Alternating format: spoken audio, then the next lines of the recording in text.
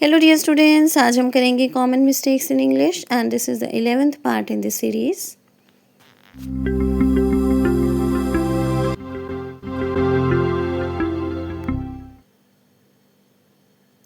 Number 1, repetition of words having the same meaning.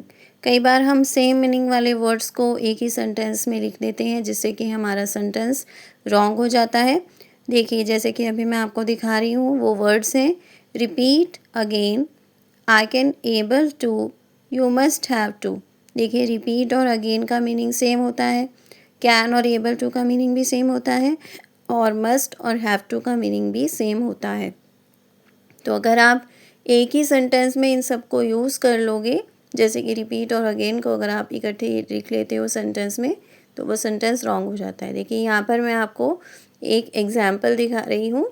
अगर आप ऐसे लिखते हो you must have to complete your assignment, तो उससे आपका सेंटेंस रॉन्ग हो जाएगा क्योंकि दोनों ही वर्ड्स का मीनिंग सेम है। ओके, मस्ट का मीनिंग भी यही होता है कि आपने वो काम करना ही करना है, वो आपके लिए कंपलसरी है, और हैव टू का मीनिंग भी वही होता है।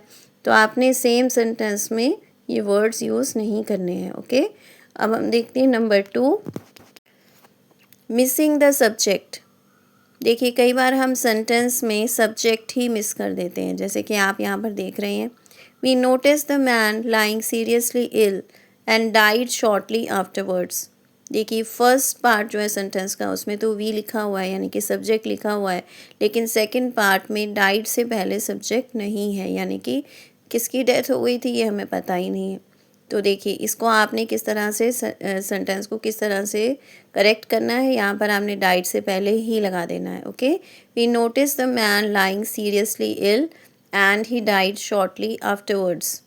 तो डाइड से पहले आपने ही लगा दिया यानी कि सब्जेक्ट लगा दिया, जिससे कि सेंटेंस करेक्ट हो गया है। अब हम देखते हैं number 3, wrong use of too. कई बार हम टू प्रेपोजिशन को रॉन्ग तरीके से यूज़ कर लेते हैं, जैसे कि अभी मैं आपको दिखा रही हूँ, he does nothing but to find faults with others. देखिए, यहाँ पर टू की ज़रूरत ही नहीं थी, यहाँ पर आपने टू लिखना ही नहीं है। अगर आप लिखते हो तो आपका सेंटेंस रॉन्ग हो जाएगा। इसको करेक्ट करके आपने लिखना है, ही does nothing but finds faults with others, यानी कि वह कुछ नहीं करता है लेकिन दूसरों में गलतियाँ ढूंढता रहता है। ओके, तो आपने ध्यान रखना है, बट के बाद आपने टू को यूज़ नहीं करना होता है। ये रूल आपने अच्छी तरह से लर्न करना है और उसे फॉलो करना है। आई होप आप इस मिस्टेक को नहीं करोगे, और सभी मिस्टेक्स जो मैं आपको बता रही हूँ और पिछले वीडियोस में भी मैंने आपको जो बताई हैं वो आपने बिल्कुल भी नहीं करनी है। ओके, तो चलिए बढ़ते हैं हम। फोर्थ मिस्टेक क्या है जिसे आपने अवॉइड करना है? फोर्थ है मिसिंग द प्रेपोजिशन टू।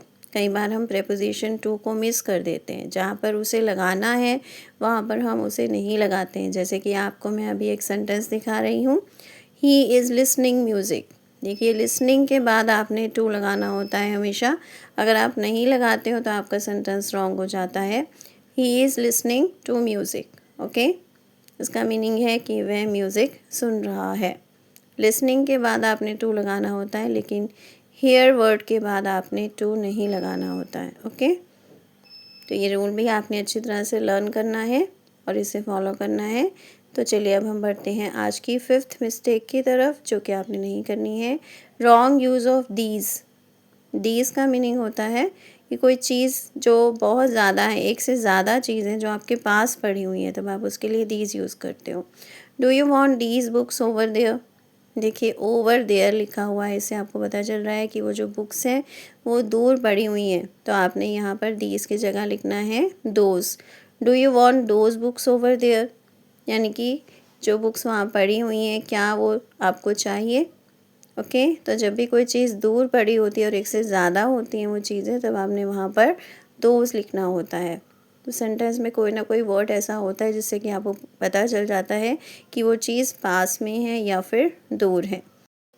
तो आपने ध्यान रखना है, अच्छी तरह से सेंटेंस को पढ़ना है, वर्ड्स को ध्यान से पढ़ना है। Okay, that's all for today. Thanks for watching, keep learning, see you in the next video. Please subscribe to my channel if you haven't done it yet, and please give me your comments. Thank you.